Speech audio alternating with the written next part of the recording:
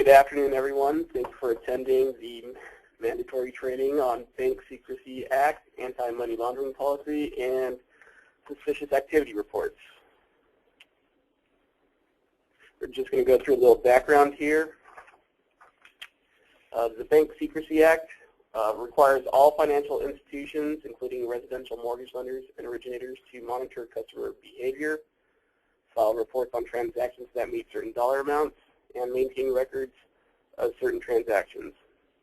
And the purpose of the Bank Secrecy Act is really, for our purposes, to uncover criminal activities such as mortgage fraud. That's what our focus is mainly going to be. It also includes money laundering and tax fraud, but mortgage fraud is our main focus.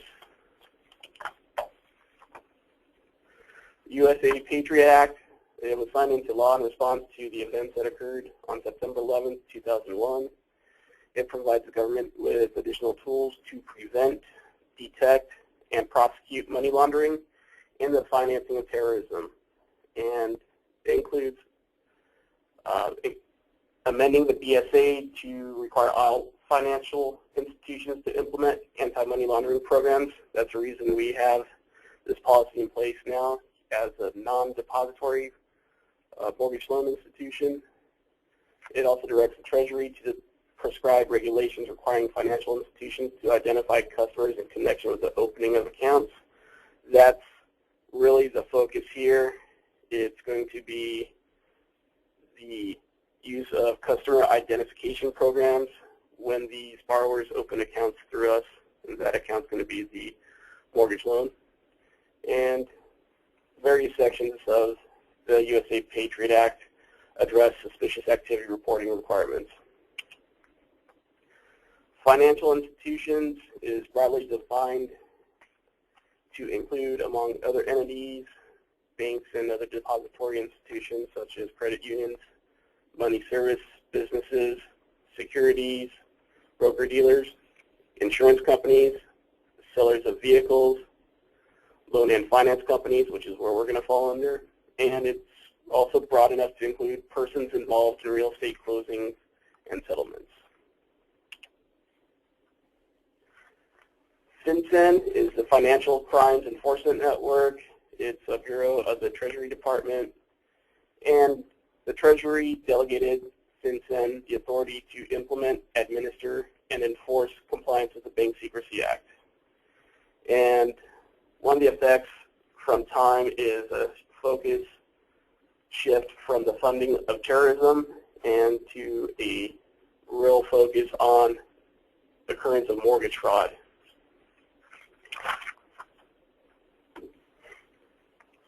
Customer identification program, although FinCEN did not expressly implement a customer identification program for non-bank mortgage lenders and originators, the requirements are pushed down from the bank lenders and investors, and the Fair and Accurate Credit Transaction Act, otherwise known as FACTA, amended the Fair Credit Reporting Act to add identity theft programs, also known as the red flag rule.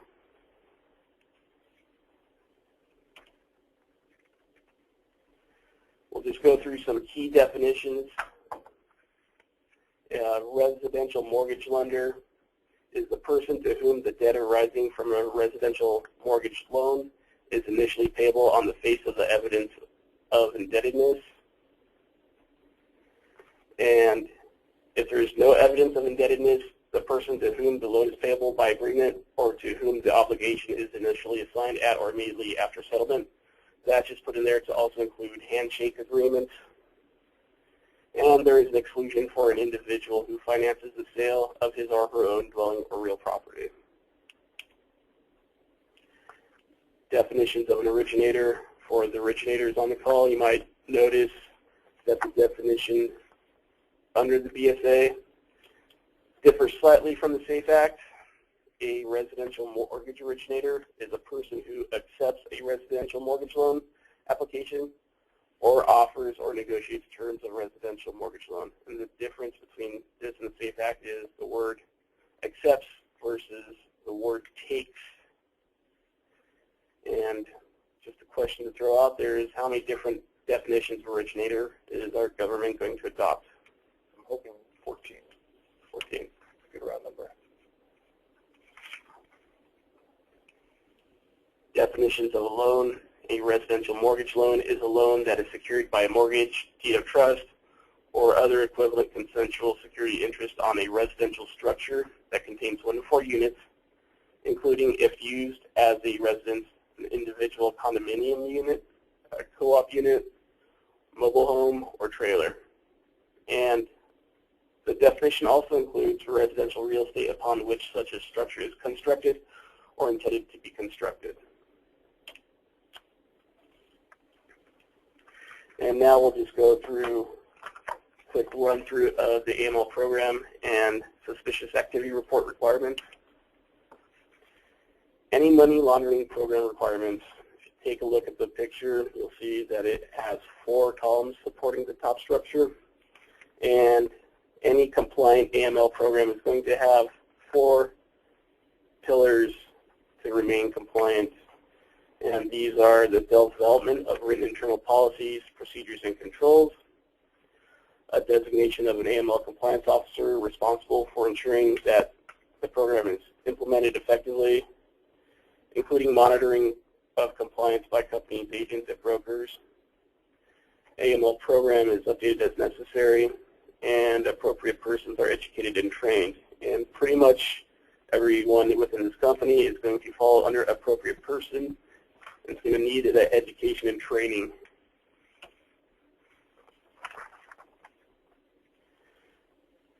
Other requirements are going to be ongoing periodic training of appropriate employees about the company's AML policies and procedures, and that's going to be done on an annual basis, and periodic independent testing of the AML program.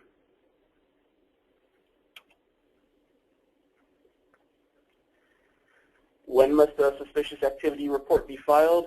Well, it must be filed on any known or suspected federal violation of law, and a suspicious activity requires reporting if it involves at least $5,000 in the aggregate and the institution knows or suspects that the funds are derived from illegal activities, funds are part of a plan to violate or evade any federal law or regulation, or the transaction is designed to evade other reporting requirements, or the transaction is not the sort in which the particular customer would normally be expected to engage, and the institution knows of no reasonable explanation for the transaction.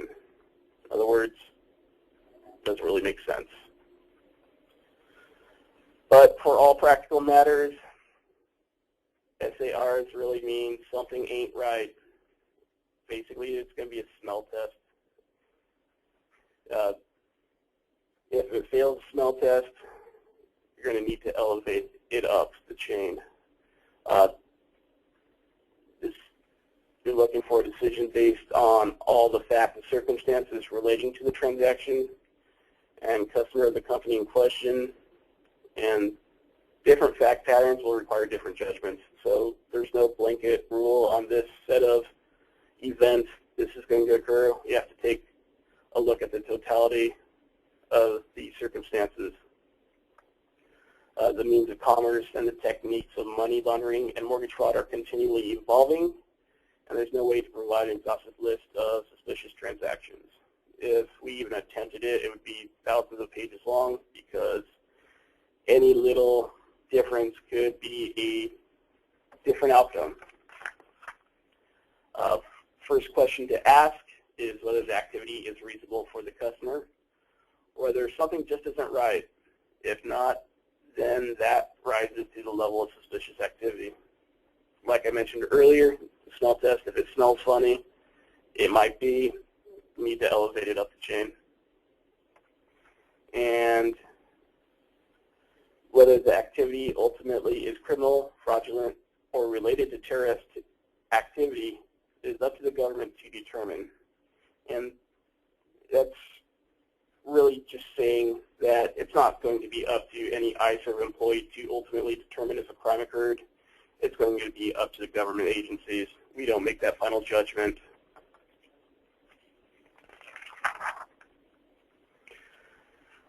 Look at some type of reportable activity for suspicious activity reports.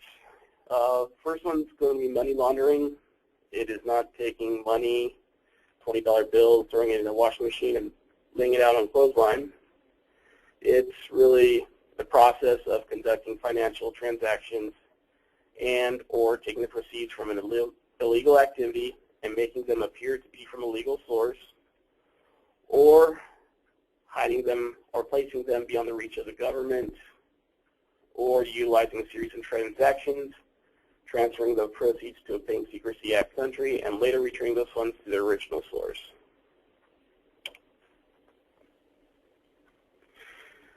Well, in other words, bad guys really trying to disguise the source of the funds, change the form of the funds, move the funds to a place where they are less likely to attract attention, or place the funds back into the mainstream.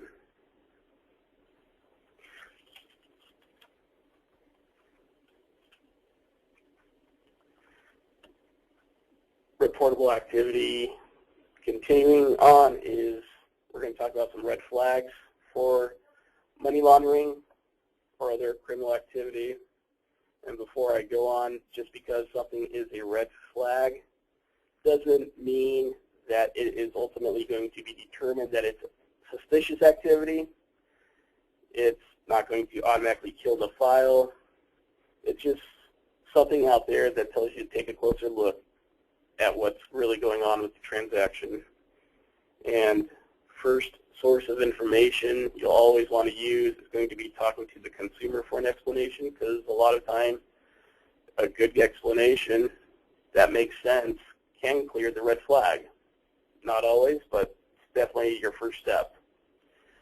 But going on with that, some of the red flags that we want to look out for as far as money laundering is concerned is the customer exhibits unusual concern about ICER's compliance with government reporting requirements and ICER's AML policies, and especially when it's concerning his or her identity or type of business, or the customer is reluctant or refuses to reveal any information concerning business activities, or the customer furnishes unusual or suspicious identification or documents. Another red flag to look for is a fraud or activity alert that is included with a consumer report obtained with respect to the consumer. A consumer reporting agency provides a notice of credit freeze in response to a request for a credit report.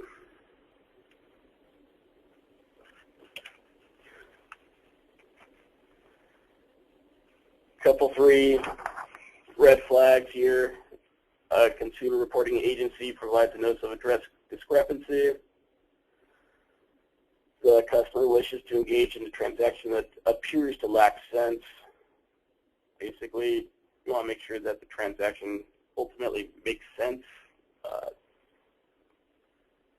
An occupancy issue comes to mind. The information provided by the customer that identifies a legitimate source for funds is false, misleading, or substantially incorrect. Or upon request, the customer refuses to identify or fails to indicate any legitimate source for his or her funds and other assets. More red flags for money laundering. The customer or a person publicly associated with the customer has a questionable background or is the subject of news reports indicating possible criminal, civil, or regulatory violations. Customer exhibits a lack of concern regarding transaction costs, or the customer has difficulty describing the nature of his or her business. That's a really big red flag, because if they're in charge of a specific business, especially your smaller borrowers with small businesses on Schedule Cs, they really should know what they're doing in regards to that business. Another big red flag is the customer is flat out asking for an exemption from our anti-money laundering policies, or the customer requests that a transaction be processed to avoid our normal documentation requirements.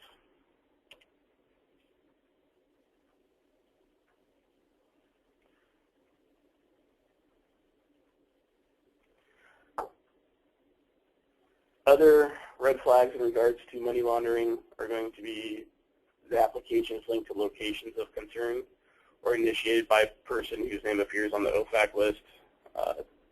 Our data verified drive reports are going to be very helpful for that in particular. Customers' filed tax returns differ from those provided to iServe. No record exists of past or present employment listed on loan application.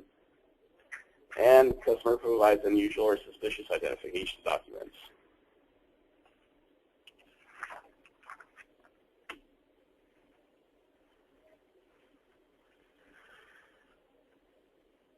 Reportable activity as it relates to mortgage fraud. This is where the main focus of FinCEN is in regards to residential mortgage loan originators. It's going to include customer appears to be acting as an agent for an undisclosed principal, but declines or is reluctant without legitimate reasons to provide information, or is otherwise evasive regarding that person or entity, commonly known as a straw buyer. Title to the subject property is held by virtue of an unrecorded deed. With that, we have an issue with clouded title just to begin with. The property securing the loan was recently paid off. Reason this is on here is it's not normal for someone to pay off a loan completely and want to go and take out a loan against that property. It doesn't normally make sense. So what we have to check for is a fraudulent lien release, and we could just check with the previous lien holder to make sure they were actually paid. Another example is proposed sale is occurring within a year of obtaining title. Let me just reiterate again that red flags don't mean automatically kill the file. We know that there are professional property flippers and agencies that do this, so these are just questions to ask.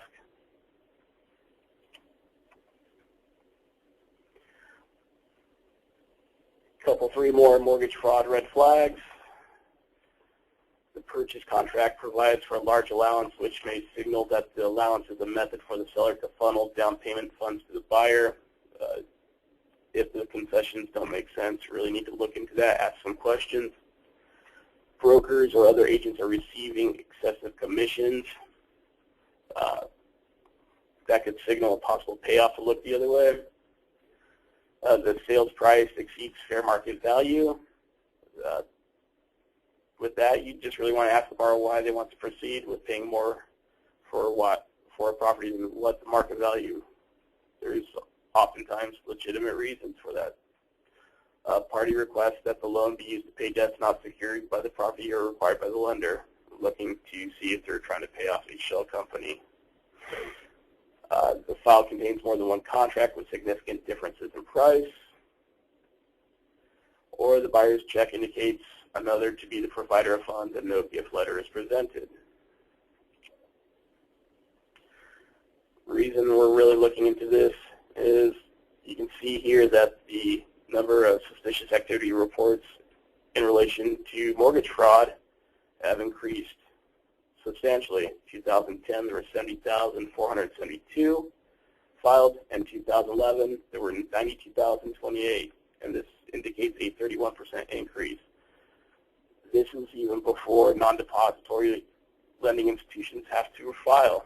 So now that they now are subject to the BSA rules and have to file suspicious activity reports, who knows how large these numbers are going to increase to for 2012 and 2013.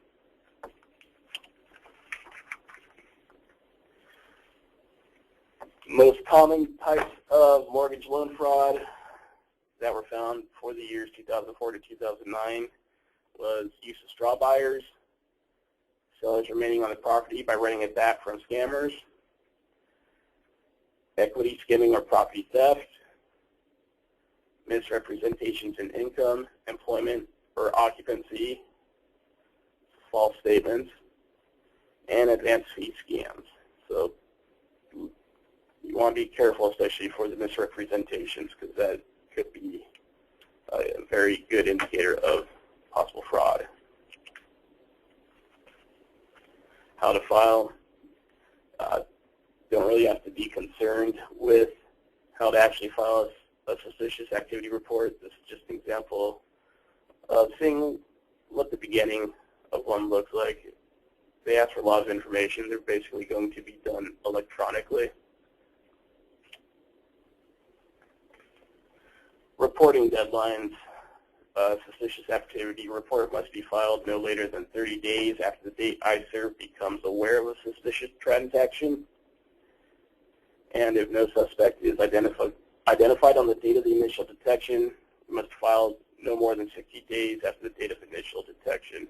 And the date ISER becomes aware is the date that anyone in the company becomes aware of it.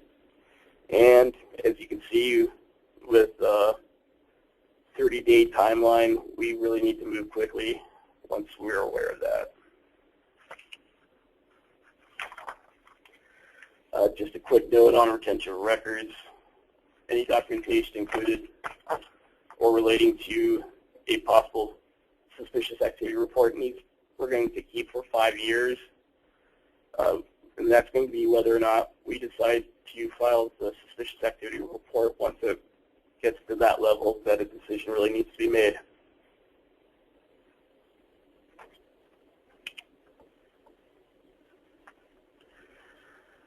BSA requires strict confidentiality, and a suspicious activity report and information that would reveal the existence of a SAR must be kept confidential. It can only be disclosed to FinCEN, federal, state, or local law enforcement, federal regulatory authority that examines the company for compliance with the BSA, state regulatory authority administering a state law that requires the company to comply with the BSA, and ISER will not notify any person involved in the transaction that the transaction has been reported, except as permitted by the BSA regulations. But in general, disclosure of the fact that a SAR filing is contemplated or has been made is a violation of federal law. So on that note, it's not going to be disclosed to anyone is the main point. But along those lines, even though we cannot disclose that someone is being investigated for the possible filing of an SAR, it doesn't mean we cannot ask questions from that borrower for our investigation.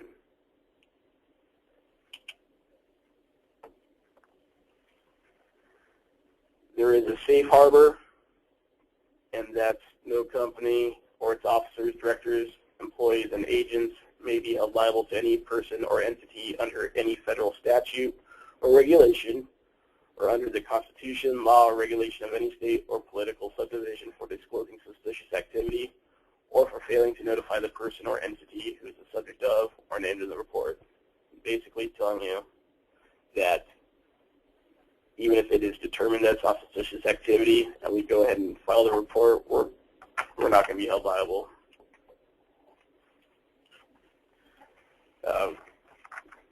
How we maintain compliance with the BSA, well, we need to take a look at what all employees really need to be doing under the policy. And first thing we need to do is understand and comply with the letter and spirit of the AML laws, AML policy and procedures. We need you to avoid willful blindness. If something is a red flag, do not just look the other way.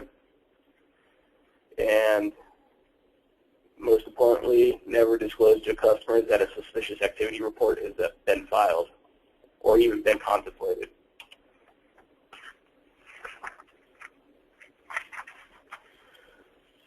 What is your role in the Anti-Money Laundering Policy and Bank Secrecy Act? We need to be alert to unusual or suspicious activity.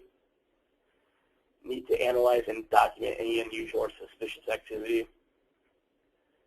Need you to obtain missing information to avoid duplication of effort. The quicker we can find the information out, the quicker we could try to clear anything. We'll skip the next one and go on to obtain required information. You're also going to be subjected to annual training on the policy.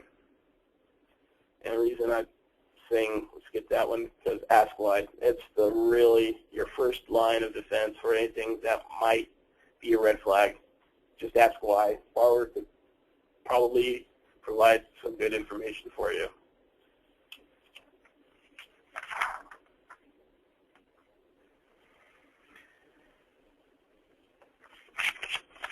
How do we have maintained due diligence with policy? Asking multiple questions. Ask questions such as, has the information on the application been verified? Have any large sums been deposited into the accounts in the last 6 months or year over and above what would be normal for the borrower? Did you compare credit report info with what you see on bank statements or tax returns? Have you reviewed the tax returns and or financial statements to determine if this transaction is possible based upon past history?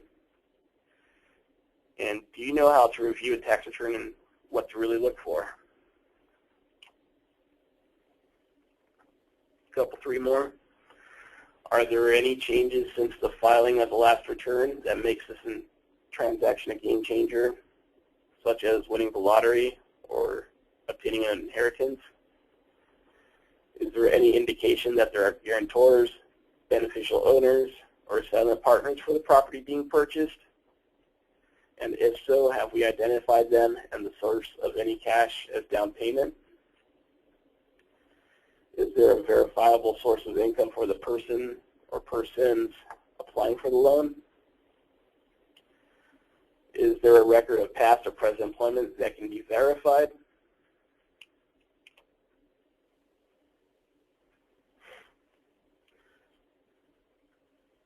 And the procedure on what to do when you actually have red flags is, if a red flag is detected, immediately contact your head underwriter.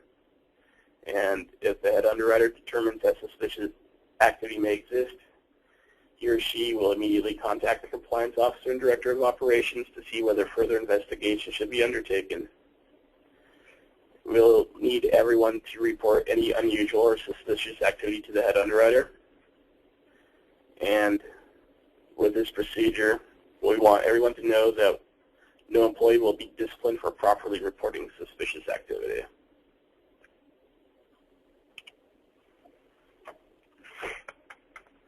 A couple scary items to look at.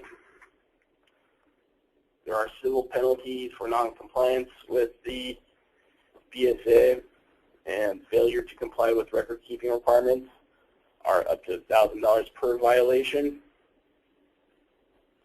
Failure to comply with a reporting requirement not to exceed the greater of the amount involved in the transaction, not to exceed $100,000 or $25,000. Continued noncompliance could result in the issuance of cease and desist orders. And another possible civil penalty is the forfeiture of assets.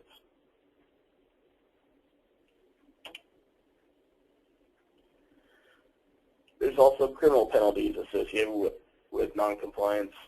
A person willfully violating the BSA shall be fined not more than $250,000 or imprisoned for not more than 5 years, or both.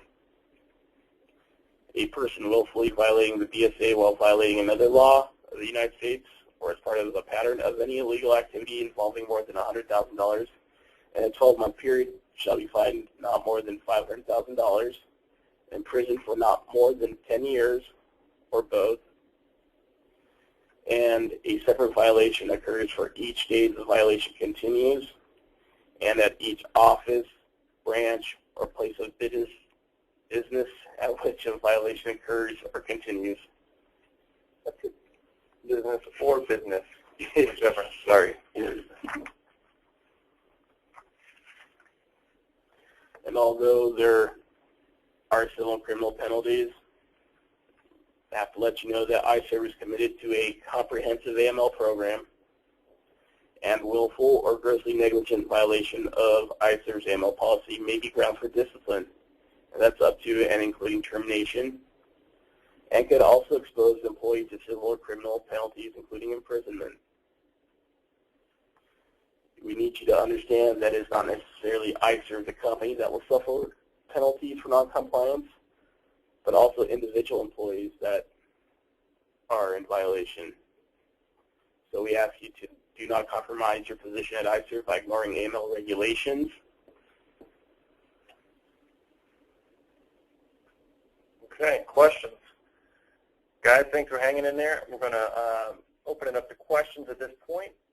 If you would be so kind, if you do have a question, to type it in the chat or question box over on your GoToWebinar menu there. I'm going to go ahead and stop the recording.